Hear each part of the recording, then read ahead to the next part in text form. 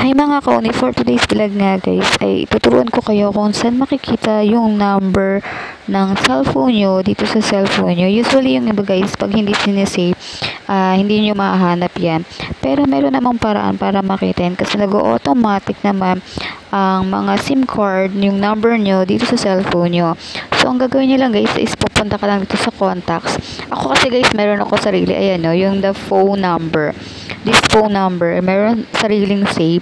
Pero meron din naman yan, if ever hindi nyo na-save nga yung number nyo guys, is pumunta ka lang dito sa settings. And then sa taas guys, may nakalagay dyan na search. Pwede nyo i-search dyan yung SIM management.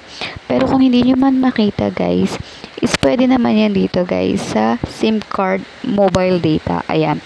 Dyan makikita nyo guys, yung SIM 1 and SIM 2 guys, is lumalabas yung number nyo ng cellphone nyo is automatic yan guys. Basta pupuntahan nyo lang dyan.